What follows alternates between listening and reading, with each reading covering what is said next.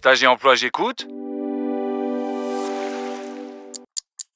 Jusqu'ici, tu as travaillé ton CV, ton profil LinkedIn, tes soft skills, tu as candidaté pour un stage, une alternance. Aujourd'hui, selon les secteurs d'activité, les modes de recrutement évoluent. Les recruteurs utilisent désormais des outils qui vont plus loin, vidéos différées, simulateurs, jeux sérieux, intelligence artificielle. Et ce qu'ils cherchent, ce n'est plus seulement un diplôme ou des compétences techniques, c'est une attitude, une manière de réfléchir, de t'adapter et de collaborer. Tu n'as pas à avoir peur, tu as juste à comprendre les nouvelles règles et à savoir comment t'y préparer.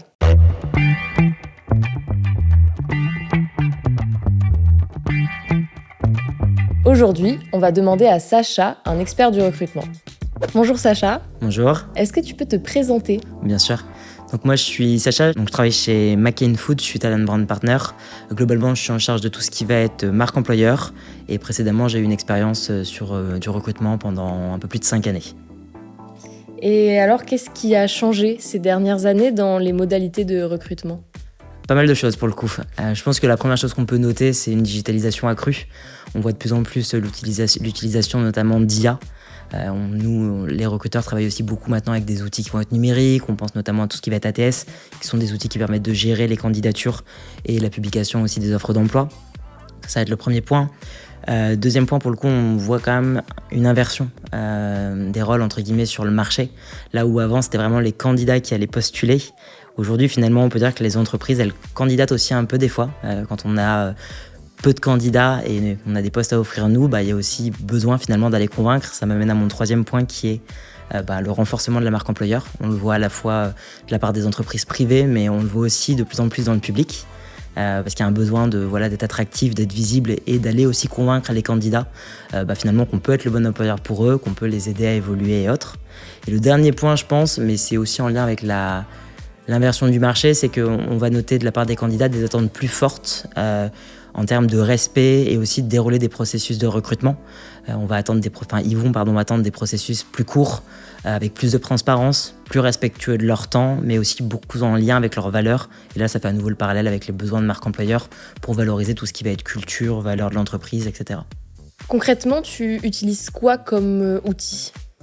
Alors, je vais répondre à la fois pour moi, mais aussi pour les personnes qui sont en charge du recrutement chez McCain, qui vont, eux, utiliser des outils plus spécifiques pour le recrutement que moi. De manière générale, on va utiliser des ATS, donc c'est ce que je disais juste précédemment. C'est vraiment des outils de gestion des publications d'offres d'emploi et de réception des candidatures. Et c'est sur ces outils qu'on peut trouver notamment des fois des analyses avec des IA. On pourrait y revenir par la suite. J'utilise, et ils utilisent aussi beaucoup LinkedIn Recruteur.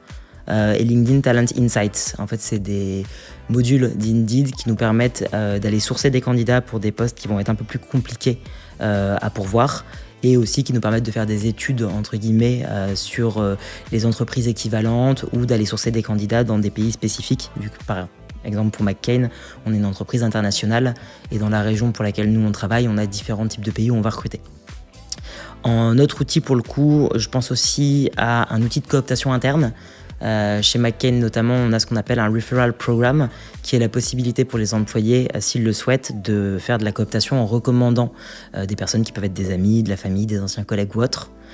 Et les derniers outils, je pense qu'on peut citer, ça va être pour le coup tous nos outils de communication à l'externe. Alors ça passe par les publications sur nos réseaux sociaux, ça peut être LinkedIn, Instagram, Facebook, mais ça peut passer aussi par exemple pour les Pays-Bas où on a une présence assez forte, à de la communication dans l'espace public par exemple. On peut imaginer des panneaux dans la rue, sur des panneaux avec publicitaires sur des abribus, de la distribution de flyers. Et je me rajouterais peut-être aussi communication notamment par notre présence au sein de différents salons. Salons par exemple auprès des étudiants, mais aussi des salons auprès des personnes qui vont être en recherche d'emploi ou autre. Et qu'est-ce qui compte dans un recrutement aujourd'hui ? Alors, plusieurs choses. Je pense que dans un premier temps, ce qui va être important aujourd'hui, c'est surtout l'alignement de valeurs entre les valeurs du candidat et les valeurs et la culture qui sont aussi portées par l'entreprise. Et donc là, pareil, idem, toujours le parallèle avec la marque employeur. C'est vraiment en se renseignant sur l'entreprise qu'on va pouvoir découvrir ça et voir si ça peut être un bon match ou pas.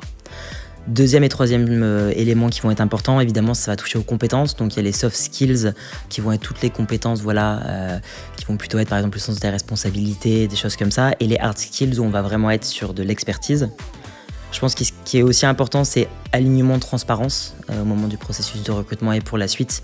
Voilà, vraiment une relation de confiance, idéalement dès le début. Et évidemment, après, très important aussi, les valeurs humaines et les ressources humaines. Et il y a toujours aussi une part de fit et de match dans un process de recrutement. Donc voilà, c'est aussi, est-ce que moi j'ai envie de travailler avec cette personne? Est-ce que cette personne aura aussi envie de travailler avec moi? Et ça passe et ça se voit généralement, surtout au moment de l'entretien de recrutement. Alors, comment le candidat il peut se préparer à ces évolutions? Alors, je pense que dans un premier temps, il faut vraiment être acteur de sa candidature et de ce fait aller se renseigner par exemple notamment sur les entreprises auprès desquelles on souhaite postuler. Ça va être un premier conseil. Le deuxième conseil pour moi, c'est vraiment de soigner sa présence en ligne.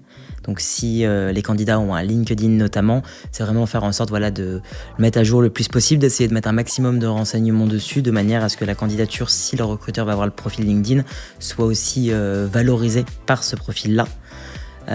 Et en parallèle, je pense qu'après ça passe par une vraie préparation.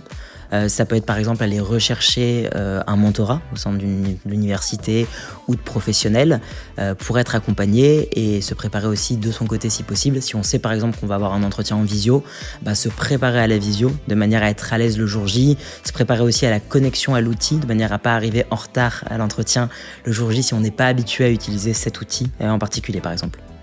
Et pour finir, comment toi tu vois l'avenir du recrutement ? Pour le coup, bien qu'on parle beaucoup d'avancées technologiques, d'IA, etc., moi je vois l'avenir du recrutement plus humain, contrairement à ce qu'on pourrait penser, parce que il y aura toujours des recruteurs voilà, qui seront en charge des processus de recrutement. L'outil informatique, c'est vraiment simplement une aide.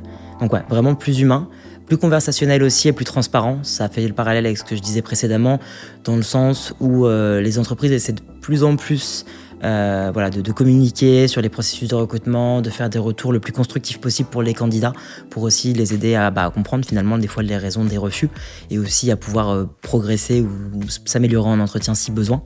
Je pense qu'on ira aussi vers un recrutement plus durable, dans le sens où on parle de plus en plus de recruter juste au lieu de recruter vite.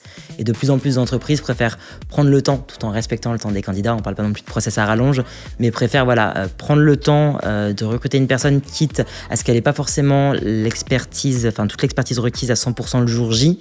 Si elle a les bons soft skills et qu'on sent que le profil semble être cohérent, l'entreprise prendra le temps ensuite de faire évoluer la personne sur son poste. Donc en ce sens, moi, l'avenir du recrutement... Je pense qu'il n'y a pas spécialement d'inquiétude à avoir. Au contraire, on tend vraiment vers des choses plus humaines. Les postes, ils sont là et les entreprises sont de plus en plus prêtes à accueillir les candidats, à les faire monter en compétences et à les voir évoluer finalement en leur sein à l'avenir. Merci Sacha. Avec plaisir.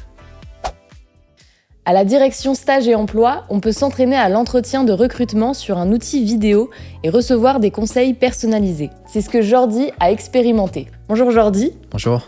Est-ce que tu peux te présenter ? Oui, alors je m'appelle Jordi Villanova, je suis actuellement en deuxième année de BUT Génie mécanique et productique et je suis à la recherche d'un stage pour cette année et peut-être même une alternance pour l'année prochaine. J'ai donc fait un entretien vidéo en premier pour Airbus et puis comme un entraînement dans cours de communication. Alors comment ça s'est passé ton vrai entretien vidéo et comment tu t'es préparé ? Alors, je dirais plutôt que dans le stress, mais en tout cas, je pense que c'est beaucoup moins stressant que d'être vraiment en face d'une personne. Mais pour me préparer, j'ai un peu fait des simulations de questions un peu dans ma tête ou même en utilisant la modalité de préparation dans le site de l'entretien. Et j'ai surtout préparé ma présentation, puisque c'est vraiment la question la plus importante et pour bien démarrer l'entretien. Et l'exercice en cours de com, c'était comment ? Justement, puisque j'avais déjà eu cette première expérience avec Airbus, ça s'est passé beaucoup mieux. Et bon, puisque c'était juste un exercice, c'était beaucoup moins stressant.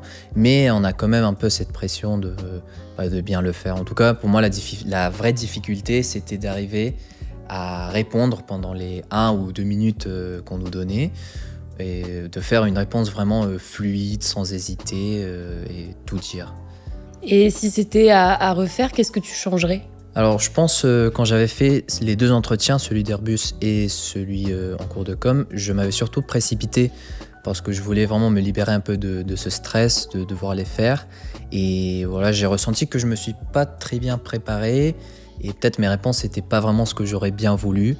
Si c'était à refaire, je prendrais bien mon temps de bien me préparer et de bien réfléchir à mes questions. Et en quoi ces vidéos, elles t'ont aidé pour de futures candidatures ? Surtout, elles m'ont permis de connaître un peu le genre de questions qu'on va me poser en entretien. Et aussi, elle m'a donné une façon de pouvoir mieux répondre à ce genre de questions. Et est-ce que tu as des conseils à nous partager ? Oui, alors tout d'abord, je dirais, lisez bien la question qu'on vous pose. Et dans le temps de préparation, qui est souvent de 30-40 secondes, réfléchissez un peu aux éléments de réponse que vous allez donner, un peu faites une liste dans votre tête si vous voulez, et puis faites de votre mieux dans la première tentative. Après, si vous êtes satisfait, vous pouvez l'utiliser, mais si vous pensez que ça pourrait être encore mieux, réfléchissez bien, voyez ce qui a été bien, ce qui n'allait pas bien, peut-être retenez quelque chose qui vous a plu de cette première tentative et relancez-la une deuxième tentative. Et pour finir, est-ce que tu recommanderais aux étudiants et aux étudiantes de faire cet entraînement vidéo ? Oui, je trouve que c'est un entraînement très intéressant, surtout parce que elle nous permet de nous entraîner à la maison ou quelque part dans une place confortable, sans besoin d'une autre personne et surtout sans le stress de faire des erreurs. Donc je trouve aussi que le fait d'avoir une plateforme pour pouvoir s'entraîner qui nous met dans ce contexte-là nous permet d'avoir un entraînement beaucoup plus profitable. Merci Jordi. Merci.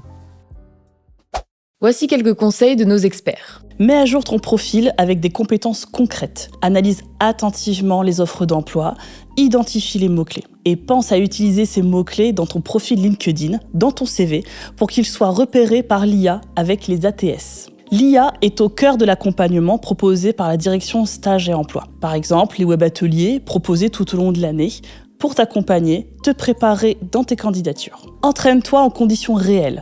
À la direction Stage et Emploi, tu peux aussi t'entraîner à l'entretien à l'aide d'un outil vidéo et recevoir des conseils personnalisés. Alors, active ta caméra, filme-toi et regarde ce que tu renverrais à un recruteur. Même si l'IA facilite les recrutements, elle ne remplace pas l'analyse humaine. D'ailleurs, n'hésite pas à demander un feedback. Cela te permet de mieux te préparer pour de futures opportunités.